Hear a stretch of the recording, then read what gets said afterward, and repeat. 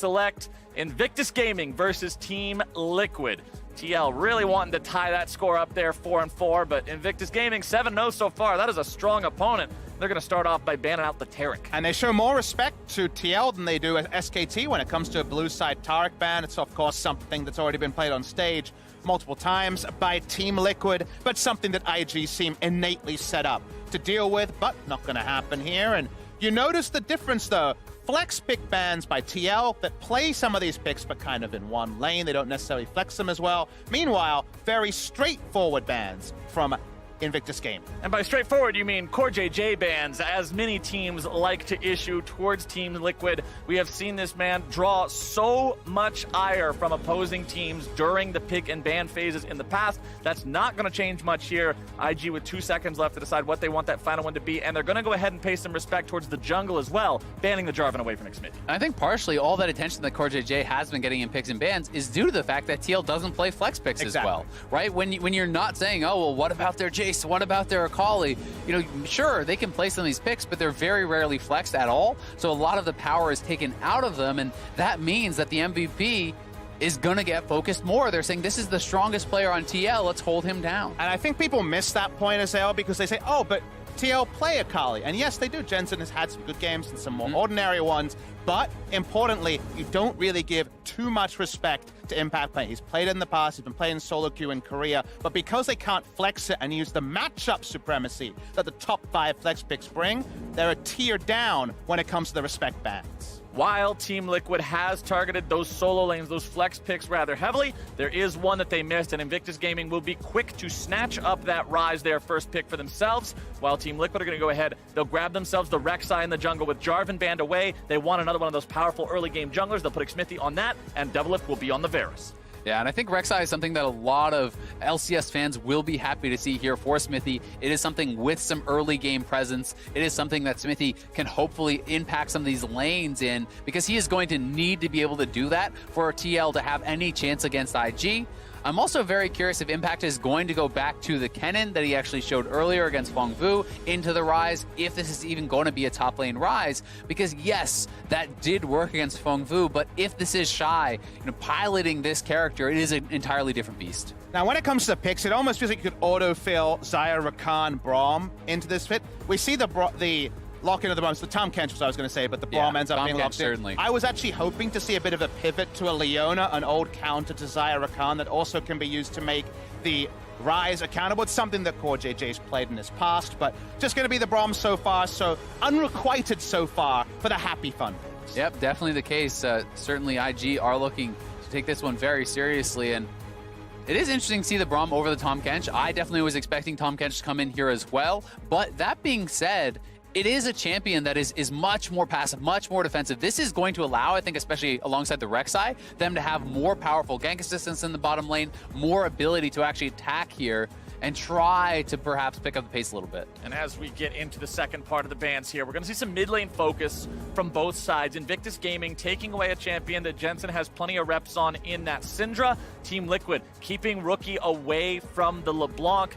The Olaf also going to be banned out there. They don't want Ning counter jungling and controlling the early game with that one. Not on the Olaf, at least. If you're thinking of another champion that wants to take the battle to a Rek'Sai, Kindred, for example, is open and could be considered. But a more aggressive pick, of course, and can be very all or nothing. The GP ban now standard for the second round. TL not willing to first round it like they did in playoffs in North America. So looking to see what the first pick is here. Looking for a blind mid laner. It's one that's drawn a lot of criticism recently, kind of the passive choice, even more so than, say, a Nazir in the Orianna. But I do think this fits more of what TL's style is. Yes, we have seen Jensen on the LeBlanc a couple of games, but they have not really been playing well around it. They have not seemed to know exactly how to get into those side lanes and how to create picks and create advantages elsewhere on the map. Instead, they have very often just been bringing LeBlanc to a team fight and failing there. So I'm very interested to see if TL is saving this blast pick for something new to be revealed. Are they willing to go to something like a tank, like a Cho'Gath, or trying to play that sort of matchup?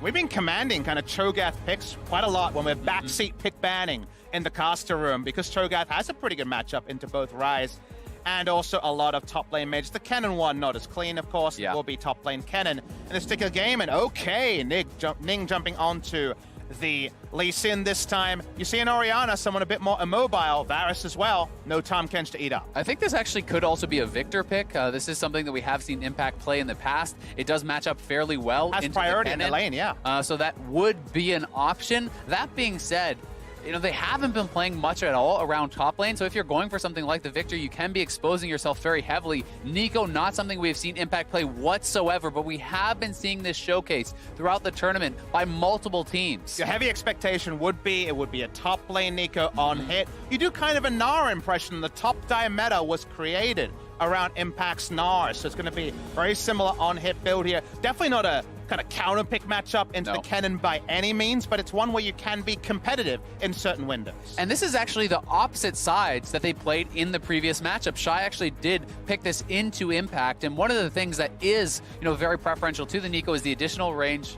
What you're telling me is a skill check against the Shy initiated by Impact. Yeah, but I mean, to be fair, Impact has not been the problem for TL in this tournament. And even on the other side of that matchup, Impact was down in farm, but was, you know, holding out okay. And I think that is what you want to ask from a guy like Impact against the Shy. If you are not giving up solo kills, if you're not monumentally behind, you're going to be pretty pleased, I think, with this performance. You think I'm being incredulous? I'm just saying 2 world champions, a skill check? Why not? Okay. Throw that gauntlet I see down. the twinkle in your eye. It's MSI, baby. This is where you throw down those gauntlets. This is the arena where these guys are going to do battle here yet again, and we are about to hop into Summoner's Rift to see how it all plays out. Playing the opposite sides of that matchup is always so fun to see between two players, especially when it could be so volatile like this one.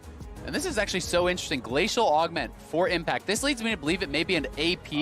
Neeko, not the on-hit. I do think this is going to be the Super Soaker Spooky Ghost style of build. Maybe he's going to show something out there, though.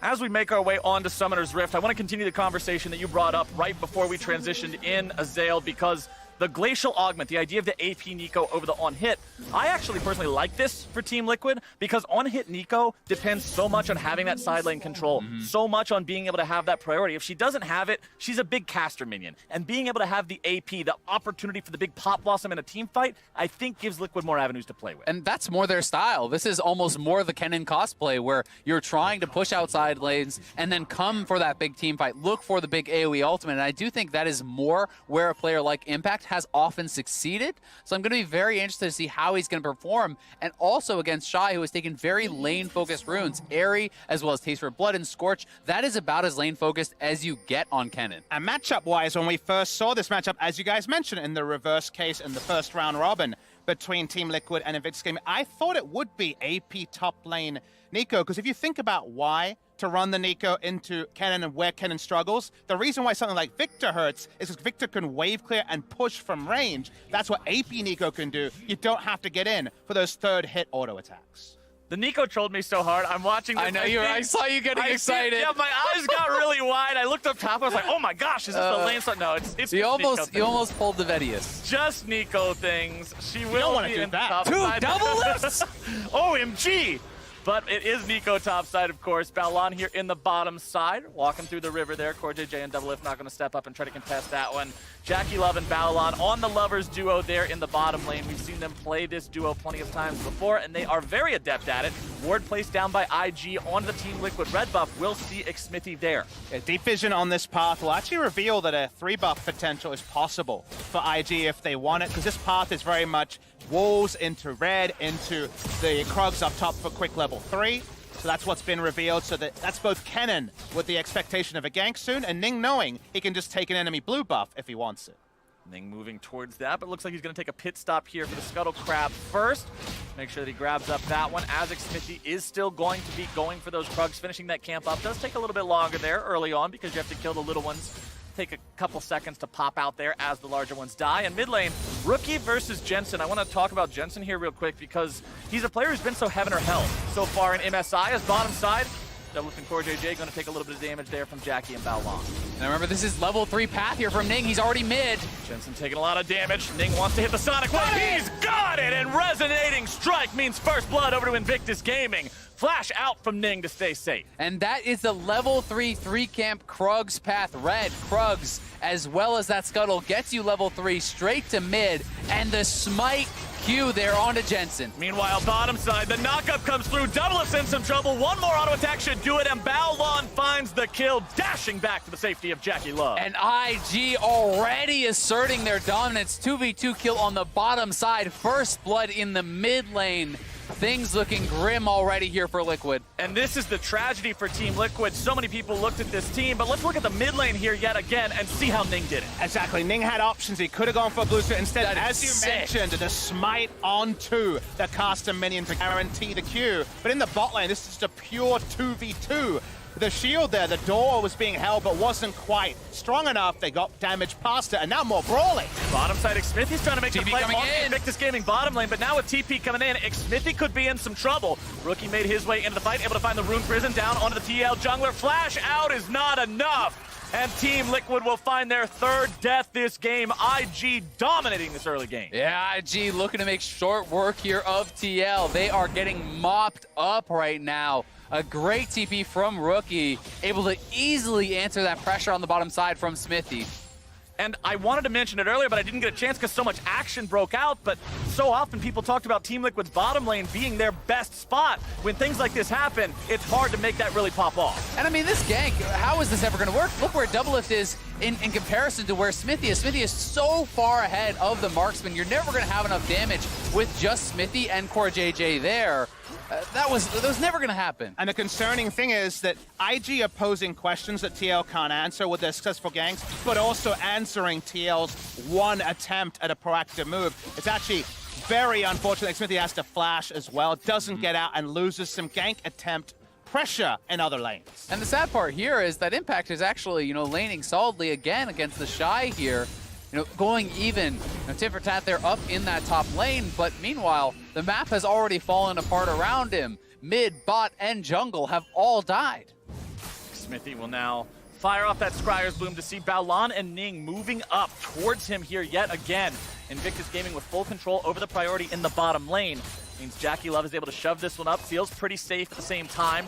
Scuttle Crab, second one spawning there down in the bottom side of the river, which means easy control for IG and Ning specifically, who already has the Tiamat on the Lee Sin. He'll be clearing the camps out very rapidly and continuing to deal damage and apply pressure to these lanes. Looking for Jensen here in the mid lane yet again, but Xmithy's going to show up there for the counter gank. Showing up, trying to make it happen. Shockwave comes out. Invictus Gaming now retreating, not able to find anything. Good heads up there from Xmithy. Yeah, the counter gank here will keep everyone alive. Ning walking up, posturing, knows he's strong. He's actually going to keep chasing onto Smithy with the level lead. Yeah, exactly. You can chase after this guy knowing you have not only the level lead, but a significant gold lead. The early Tiamat is going to give a lot of power here to Ning. Yeah, that means a lot. Remember when you're looking at jungle itemization, the jungle item without the jewel in it doesn't do anything against players. Ning could be in some trouble here, though. Finds the Dragon's Rage onto Xmithy. Going to be keeping him away with that one. Trying to stay alive, and he'll get over the wall, but not in time to evade the auto attack coming out from Jensen. That'll make it a 1-for-1 trade there, as Rookie takes the blast cone to get himself away. Comes But he Impact. could be caught between Impact and Jensen. Instead, he manages to navigate the fog and get himself to safety. Still, TL will be happy to take that one. That's a shutdown and a blue buff onto Jensen in a 1-for-1 trade. Yes, Jensen lost some farm to the turret, but certainly from a disadvantage, you will be happy about this one. And here it is again, Ning trying to flex on Smithy here. He is the level up. The Unburrow was on point from Smithy, denying the Q damage though. And Rookie tries to take a super direct path to get that first kill, but by the time they get it, it's already in 1-for-1 territory as the clockwork wind-up order over the wall will answer it. Bot lane, despite the kills, CS is going to be even for now between Doublelift and Jackie Love. But just zooming out a little bit and talk about how this early game has gone, one thing I want to posit that talks about the difference between these two teams is that when you see things like Ning, who, like we were alluding at the time, could have taken a free blue and gotten out and gone for a 3 buff. In North America and in the LCK, you take that because it's guaranteed. You know there's no chance of being contested. Safe but that's not how you play, and that's how not Invictus Gaming plays at this pace. They go for the gank that requires a skill expression, the 70% play, instead of 100% blue buff, and that's the innate difference between some regions. And that is the most special thing I think about IG, is that they are always willing to take that skill test. And they are going to come out on top 9 times out of 10 in those skill plays, in those skill matchups. You know, pulling off ganks like the Smite Q to get first blood in the mid lane. And bottom lane, you can see, despite the fact that Double is doing a good job staying even on farm, never mind, top side, we got some action breaking out. The Shy Pop and the ulti, Impact going to be doing the same. They both come out about equally worse for wear, but Ning recognizes the opportunity to go for the Infernal Drake here. He can solo this one down rather effectively. Balon will rotate over just to make sure there's not any sort of trouble brewing, and that's Infernal over to the side of IG. The thing about skill tests, Azael, is that what's left for the person that loses it is definitely going to be a lot of emotive feelings, but also summoners that can be returned to for a damn long time, and that's just been the way that China love to roll, and it's something that G2 have definitely taken a nod for.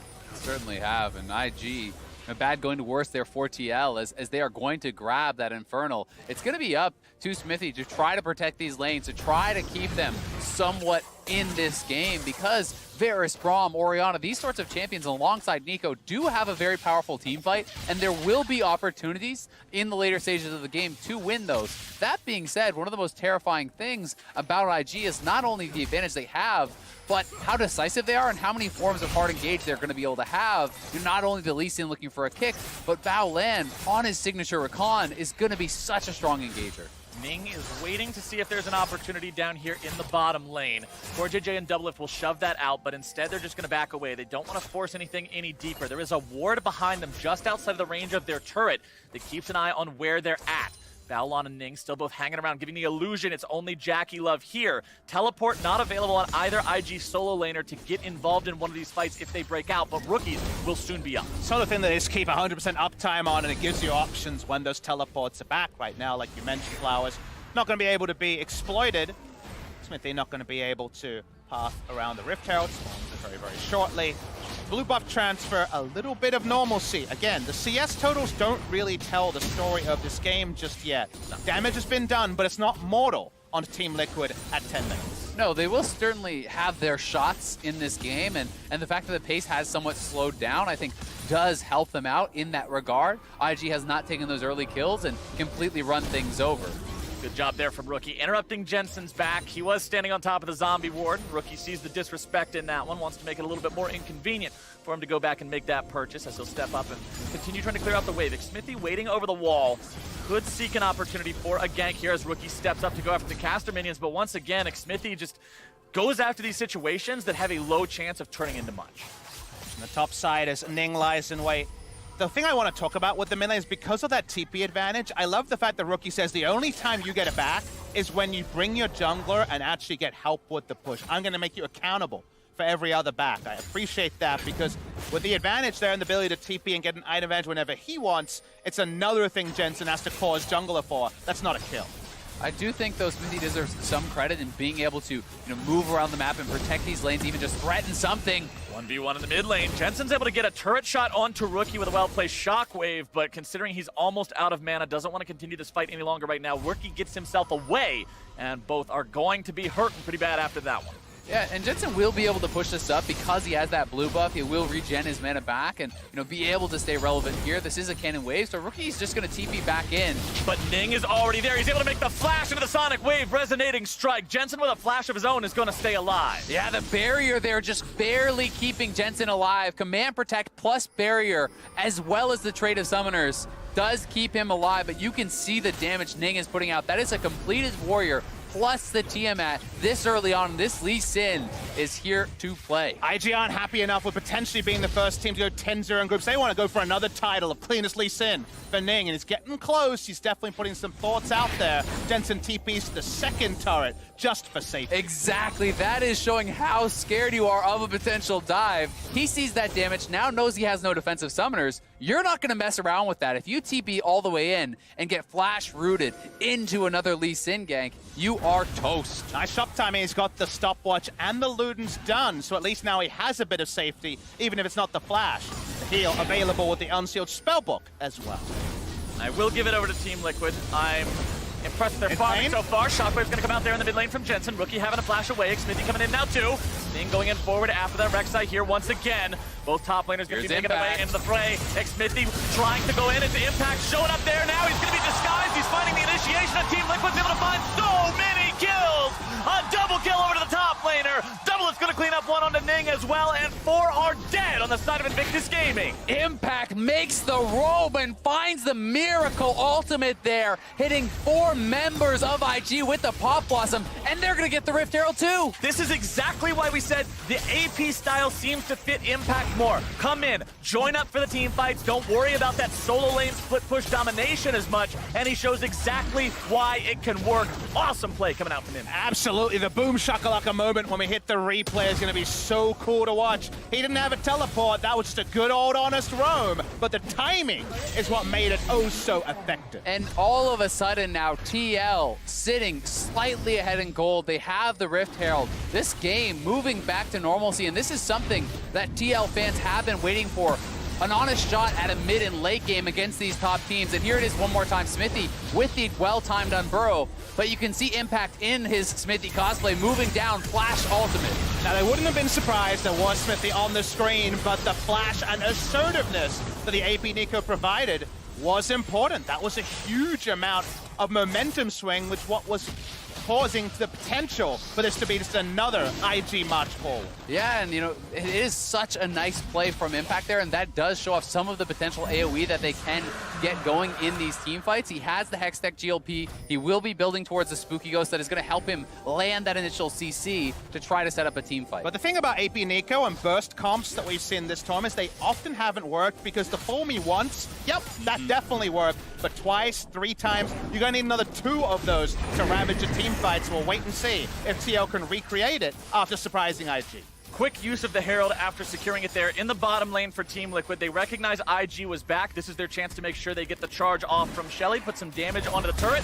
Plates have already fallen. We're 15 minutes into the game, so no extra gold to be acquired there, and Team Liquid will have to back away. And no extra gold, and Rookie and Ning in the area. They had been warded out, so if they were to go forward, the Realm Orb plus that Lee Sin coming in was a possibility that TL certainly had to respect. It looks like a lazy Rift Herald, but actually if you remove the turret playtime and look how they had deep vision, as you can see on the minimap, very deep onto this side. This reminds me of an old school Rift Herald where you know it's going to get a charge, where you have both the tremor sense and deep vision to see any potential rotations, and they do get the turret after all. And if you're a Team Liquid fan, you're happy with the events of the last minute and a half or so. Not only did they find the team fight, not only did they grab themselves that Rift Herald, but now with first turret, they're still in a good spot. But you've got to remember, ladies and gentlemen, it's IG. This is the 7-0 team, and if you give them an inch, they'll take a mile. Exactly, and while as TL you want to group up and have these organized team fights, IG is not always going to let you. They can play this split push to perfection. Rookie in a side lane with Ning and Baolan collapsing and picking off TL members left and right is certainly a reality that we could soon be in. Definitely. If you ask me, how does this game look like if IG win it, it's Team Liquid being lost in rotation multiple times because IG, they got Realm Warp, they have the ability to play 3 lanes very comfortably and their own engage tool, so with all of that in consideration, you can't skip steps moving around the map as TL. And that's another reason why I think that the Rek'Sai is such a critical pick for TL. It's not only the early game pressure, it's the ability of the Prey Seeker to check bushes, it's the ability of the Tremor Sense to track movement and have a better shot on the side of TL of not getting picked off by these incredible players who can find you slipping at a moment's notice. And I'll specifically be watching at Jensen because this Orianna has so often been caught in rotation during MSI 2019 and play-ins. You need to be ushered forward. Xmithy being the bodyguard for the Ori is not a half bad idea. CoreJJ and Xmithy moving up in the top side river here. They have a lot of Team Liquid members nearby, so they're not too afraid just yet. Impact making his way up towards the top half of the map now as well. 17 minutes in, Rift Herald's already been taken, still no Baron to fight over. Team Liquid see the opportunity to make a siege happen onto what's left of the Tier 1 turret here of Invictus Gaming. Impact moving up into the jungle, clearing out one of those control wards, just giving IG one little extra thing to think about while that mid lane's cleared out. Again, a very ordered play. They were staying towards the bot side where they already had the map littered up. Nice stuff so far. Again, very Gen G-esque within CoreJJ in his element. in games like this, trying to make it as square as possible. And to their credit, Team Liquid at 17 minutes, slender gold lead, and IG for now are actually leashed despite being off the leash all tournament. And look at the bottom part of the map right now. You can see that Team Liquid wants Impact to continue split pushing there in the bottom lane. They've got wards set up for him in the Krug camp, on the back part of the red buff, in that tri-brush as well. They want to see who's heading down, and right now it's Rookie looking to make a play with the Realm Warp. Impact could be in some trouble here, goes into the Pop Blossom, but the damage is true! Impact tries to get himself away, but he's going to be cut down by the Shy. Absolutely nice play with the Realm Warp. That's the difference between Ori and Rise. Rise can make those plays himself. Had the flash to go over the wall, but I think quickly understood that with the timing and the Rune Prison, he wasn't getting away with it, so holds onto the flash for another big play. Yeah, and you can see Rookie was anticipating it. Phase Rush was already procced. He was looking to run around behind him as well, so I do think it's a good hold on the flash there from Impact, but this is the way IG will get control back of this game, that they can certainly crush through TL. But for the side of TL, this is comfort across the board here. You know, when you're looking at a side laner for Impact who can push out, then join for the team fights. You're looking at a solid team fighting mid and bot lane, and you're looking at this jungler who can help to control and play around Vision. The one thing I like about watching Rookie, about watching IG, not only is he an incredibly talented player, but he's willing to play for the team, make these rotations, and collapse to set everybody up. I think it's a very important thing for them to do, because what I'm looking for from IG in this perspective right now is to set up more scenarios where this makes sense. Notice that was with the Nico pushing into an inner turret in bot on enemy territory. You can also invade with all your playmaking, get down deep vision, and go for a TP play of your own. And now this is about the Infernal, but Doublelift is going to have to TP down to join the team. IG already has the inside track on this, and we'll see if TL want to challenge, because this will be a potential double Infernal advantage for IG. This could be a play with big team fighting ultimates coming in. The Shy is over the wall. He has Flash and Slicing Maelstrom ready to go. IG already securing the Infernal Drake, take the opportunity to back themselves away. They don't want to force a needless fight. Yeah, this is a scrappy team, but they already got what they came for. And that is such a big deal there for IG. They have helped to secure the late game for themselves with these Street Dragons that they have. Yes, the gold is pretty close, but double Infernal plus the Mountain Dragon, not only is that helping you to take the Baron, the amount of extra burst coming through when you are building damage across the board here is going to be very, very relevant. You can see Rookie and Ning potentially looking for a chance to Realm Warp on top of Impact there yet again. They are going to be spotted out by the control ward, so that one won't succeed this time around. Meanwhile, Team Liquid recognize the opportunity to move into the top side of the IG jungle, drop down some wards of their own, and provide some cover for Doublelift as he pushes into the tier 1. And one thing to remember as the game goes on is that the Shy and Rookie can go to one lane, for example, the only TP lane, Impact, and go for a piggyback gank where you both attack one person and then both teleport to be at a Baron fight. That's a unique advantage with the summoner spells to keep track of as the game goes on. Yeah, it certainly is. For Jensen, I mean, he does have that teleport with the summoner spellbook, but you are not a split pusher on the Orianna. At most, you are an answer the wave, rejoin the team. And every time you do that, that rotation that you have to make between the lanes leaves you vulnerable to be getting collapsed on, to be getting realm warped on by these players and picked off. Jackie Love will continue pushing up here in the mid lane. Has Balon waiting just over the wall in case Team Liquid goes for some sort of an engage. 2 items completed now on this Xayah. 2 items critically also completed across the board on Impact. The Super Soaker Spooky Ghosts are now up and running, and that means more initiation potential for TL, who are now going to find that chance, maybe on the Balon. Looking to stack up that Braum passive, but won't be able to get it, and he gets to safety. But even a chunk out like that gets a deep ward onto the dregs of this outer bot lane, outer mid lane turret coming through from IG. The cool thing about the Twin Shadows is that whether you're in an offensive position, you start a Baron, you pop Twin Shadows, you try to pick someone, or you lose vision in an area and use Twin Shadows for 2 kind of search out wards, it can be used in both scenarios. And we expect, when you look at these inventories, as vision gets exhausted and has to be replenished, things like that can actually allow you to skip over a back timing that you couldn't take because the Twin Shadows buys you that extra 10 seconds. And I think that's such a good point, because especially in coordination with that Rek'Sai, there are so many ways then to check those rushes, to feel safe making those movements between the lanes, and to try to keep track of Ning and Baolan, who will punish you if you are caught slipping. Definitely feels like they're writing an exam and they wrote some notes on their cuffs here. They can always refer to those. TL walks up. They've warded around this area, but you always have to worry about an IG flank. Team Liquid very far forward. Ning's going to be caught out now, though. Forced to flash away defensively. Xfinity looking to go after him. Going to be taken very low. Forced to go into the stopwatch, but Ning goes down. Smithy gets himself away to safety. Plenty of damage finding its way onto Rookie now as well. Impact doesn't want to go any further.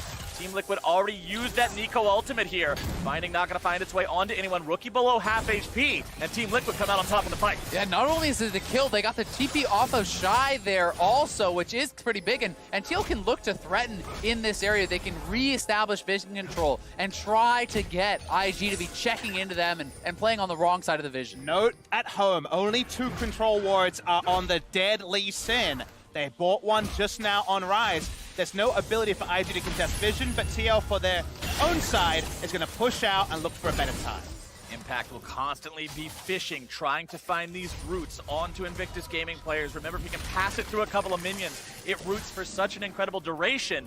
IG are not a team to be easily caught off guard, though. Although they did lose one in that last fight, they didn't take exceptional losses. It's not like they're going to overcommit to a fight that's already lost. They managed to cut those losses rather effectively, and they're still in a spot where they're able to go blow for blow with TM. You do have to point out, though, it does feel like JackeyLove is just finding more farm. He is, around 1,000 gold ahead of Doublelift here, and that certainly can be relevant. Doublelift, has closed the gap somewhat, but JackeyLove is closing in on that 3-item spike for Xayah, and as you get towards that IE Essence Reaver, as well as your Zeal item, you are so powerful in these team fights, and Doublelift, with a low mobility champion here, is certainly someone that can be jumped onto and picked off, where the Xayah has more agency on her own. But ladies and gentlemen, we're pushing on to the point where TL has to starting the Baron and turning with these vision exhaustion moments. Again, look at the inventories. Only a control ward on the Rakan. If IG look to try to contest vision, they're a very squishy lineup. There is no super tank to walk up, so pushing out your waves is what we see IG doing. When they start being pushed out, that's where TL want to move and try to force that back. Exactly, and TL have to be able to make that decision. Do you answer side waves, or do you actually start up the objective? Because if you are sitting there waffling back and forth, unable to decide what to do, you are in trouble. And look at that 1v1 there. Rookie putting out so much damage so easily, and he has the 2-level advantage, as well as plus 80 CS over Impact. And the question becomes, if this game goes on another 10 minutes longer, if Team Liquid is not able to find an opportunity to force the issue and set the pace of the game themselves, who's ever going to answer this Rise in a side lane? Who's going to be able to deal with Rookie? Because I don't think there is someone. I mean, you talk about a game state where IG, despite right now having no Baron control, take the Baron, then the 1-3-1 is almost unanswerable. So right now, TL have to take their opportunities. Ning's on the flank. TL getting caught in a counter attack. Valon's able to find the initiation. Ning's got the kick down onto Doublelift, who's going to be in some trouble. Shy into multiple people. That's a slicing maelstrom if I've ever seen one. Team Liquid going to be losing some carries. Impact makes his way into the fight, but Jackie lets the feathers fly and gets himself out of danger. Smithy and CoreJJ still looking to find the kill, but they won't be able to do it. And Invictus Gaming prove why they're the reigning world champions. They destroy TL. 4-4-0 there, wiping Doublelift off the map as Ning is in the right place at the right time, and they're going to Baron. We said Team Liquid needed to be able to find some sort of an issue to force, dictate the pace of the game. IG says, let us show you how it's done. They were slightly behind, but now, baby, they are oh so far ahead. Baron plus a 3,000 gold lead for IG. Team Liquid had the opportunity to make this game about their Baron turn. Instead, they tried to answer IG's ace in the hole, their ability to play 3 lanes. And during those answers, the proactive team, once again at MSI 2019, takes the spoils. They wipe out Team Liquid. And that reality, the one with the Baron buff and 3 lanes, it's now. And that's why playing against a team like IG are so terrifying. You have to be decisive, because the longer you give them, the more likely they are to find a play like this, to set up the ability to collapse on you from multiple angles. And we saw that right here. Ning coming around from behind, right as Baolan is ready to come in from the side. Their team makes the collapse faster. The TP is in earlier. Doublelift kicked right into the squad, and despite his flash, he cannot escape from the Shy, who has flash to follow. Exactly. It's Orianna and Varus. We've talked about this multiple times. They need predictable team fights. A ninja behind you and a secondary TP from your top laner is not the reactive scenario they wanted. So unfortunately, big advantage now. And look at this gold graph. It was all within the grasp, and out of nowhere, you kind of clap your hands and see it changed so quickly. And IG is not the kind of team to sit around and slowly build those small leads like we discussed last game, mentioning SKT and that more traditional risk-averse play style. This is the kind of team that says, we've got Baron, let me show you what a tower dive looks like now. I want to see specifically how they play out the next 2 minutes of this Baron power play. 2,500 gold already lead they've got from it, and you can guarantee they're looking for more. I mean, we have seen IG so many times. First team fight win is the Baron. Second team fight win, that's the game. They're pushing up here onto the mid lane tier 1, which has stood the test of time so far, but that test is quickly going to ramp up in difficulty as the Shy and Jackie Love will stand near this cannon minion, allow it to put those pot shots in. Ning will be putting in some solo work on the bottom lane tier 2. That will fall around the same time.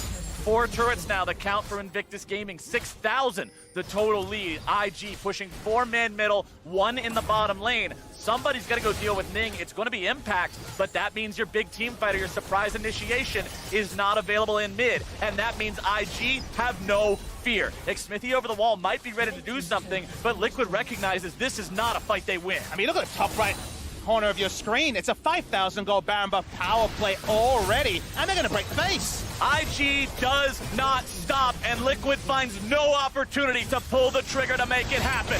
Rookie's going in. CoreJJ down to 20% HP. Redemption to make sure he stays alive, but it's 2 inhibitors in the dirt for Team Liquid. Invictus Gaming are pushing straight into the heart of the base. Yeah, Invictus looking like they just want to close this one out. TL not feeling like they can look for the engage. No strong form of surprise engage is available on this team, but they may just have to go for it. Ning's got the flash. He's looking for the Dragon's Rage. Able to find it down onto Impact. Going to be bursted down instead. Double is going to find that kill, but it's one Nexus turret out of the picture. IG continuing to press forward. They are in a 4 versus 5, but it doesn't even appear to bother them too much. Xmithie tunneling forward, looking to find the flash. Play instead going to be killed instantly. Liquid not on the same page, and IG hits them with the whole damn book. CoreJJ's gone. Impact's gone. Team Liquid is gone. And Invictus Gaming will go 8-0. Invictus Gaming absolutely turning it up in this game. Close for 20-25 minutes, but one team fight. They take the Baron and they just close it out immediately. This team is so swift. As soon as they find just a little bit of an edge, they will cut you down with it, no mercy. Invictus Gaming show once again how quickly they can go from 0 to 100. And Team Liquid come away with an honorable loss, but it's too late for honorable losses already. The 8th game they've played in the best-of-1 stage. Yes, they had the game in their hands for a while, and we said to start up the Baron, they got one chance where the enemy ran out of control wards, and they didn't go then. The next time, there was a flank from Ning, and the game was over swiftly in that play. You get one chance. You get one against Invictus Gaming. You don't get 2. Yeah, you certainly don't. Their engage is just so damn good. They're always able to find these fights, force these fights, it feels like, no matter what the game state is, and that is just such a good example of that one more time. Invictus Gaming find themselves yet another impressive win that goes from Baron to Nexus in the blink of an eye. But we've got the State Farm Analyst Desk ready to tell you all about it. Take it away, Dash. Thank you very much, Captain Flowers. The undefeated streak remains alive for Invictus Gaming, now 8-0 at the conclusion of Day 4 MSI groups. TL, though, they did put up a fight. I mean, you know, Papa Smithy said maybe too late for an honorable loss. I'm going to call it an honorable loss, as honorable as any of the other losses have been to IG. Yeah, I mean, that game was definitely an emotional roller coaster, Dash. In the early game, IG absolutely clapped Team Liquid. Ning smites away the minion, lands the Q, then the flash goes off, and it seems like 2 seconds later, you see the bottom lane, Invictus Gaming get a 2v2 kill onto double lift, and then a repeat gank as well. Xmithie's gonna come down here for Team Liquid and take us through it. So this is where I start to have some faith from Invictus for, you know, Team Liquid, but then the teleport comes through. So at every stage of this game, or at least the early portions of the game, Invictus Gaming were just styling on them. And the flashes, the late flashes there is kind of what spelled disaster in a sense for TL early on. PSA, if an auto attack of any kind has started and you flash, It will guarantee to kill you unless you flash into the fog of war out of vision of the enemy. Or unless you regen enough health in the amount of time that the auto attack is traveling the extra distance, but that's in the weeds. No, an incredible early game from Ning in particular, and the bot lane out of IG to set them up for what looked to be another steamroll in favor of IG. And then Impact coming up big in the mid lane. 4 for 0 for TL, puts them right back in it. And I don't know if it's a controversial statement, but this is how I feel. Impact is the best player for TL at this tournament. This guy with the Jace, with the Aatrox, now with this massive ultimate of Eco in the mid lane. Every look that I'm getting from him, everyone thought he was going to be a liability. I'm solid. I'm like, Impact is not the problem here. Impact is definitely not the problem. Impact is the solution. Yes. That right there was the turnaround that gave us hope in the game. Huge Pop Blossom is able to get the 4 kills and allow, some hope here for Team Liquid. I was also pretty happy that after the way that the early game went, they did not tilt off the face of the earth. Being able to retain focus like that and come back in a game is very big. This is what I really wanted out of Team Liquid, essentially. Whenever you have, pushing lanes, good lanes for yourselves, we just needed them to rotate to the play. Oftentimes they get caught out, either farming out the lane when a skirmish is happening off to the side. Finally get to see Team Liquid matching Invictus Gaming in these fights. This is all with the lens, of course, that we expected IG to win this game. So I'm just trying to find positives where I can here. Right, because inevitably that team fight comes where Invictus takes their moment. And unfortunately, Raz was just talking about getting them to rotate to the play, but it was just too late this time around. It was Invictus Gaming who pulled the trigger, they got the first punch, and they just slammed TL before Nico even got there. So good here in the team fight. It was actually insane. Ning with the kick, the guy with the ultimate coming through on Kennen. They absolutely destroyed Team Liquid. It's not the most stellar scoreline to be posting for MasterCard Player of the Game, 3, 4, and 3. But again, you have to acknowledge the early game plays that he made, and then in that crucial team fight, which netted them the Baron. And then from there, it was the same old story for IG. Doesn't take them long after the first Baron generally to close out the game. Yeah, active, constantly. In fact, after getting the Baron, what I love about the efficiency of being able to do it, the strongest members were in the mid lane. You had Ning actually split pushing the bots out of the map, joining them. It feels like whenever you see Invictus Gaming with a Baron buff, you're reminded of like the old SKT, the idea of that one Baron kill where you have to fight them on that inhibitor run. Otherwise, they just take the game. And I think, they are sitting undefeated. I am going to raise that question not about the 10-0 anymore, but about whether or not IG might even drop a game in this tournament. How likely are they to maybe even lose a game? Because we see those looks. We see sometimes the over-aggression. We do see some teams make solid plays to maybe put IG in an uncomfortable position, yet they always seem to snag it back. What's interesting is was actually having a conversation with Jad, and it was the idea of Invictus Gaming clearly have the best players, but they don't have the best teamwork. And you can see some of those over-eager, over-aggression, they're not quite all on the same page at once, but it's like a split second, because maybe 2 seconds later, suddenly they look incredible, and that team fighting from the LPL really takes over.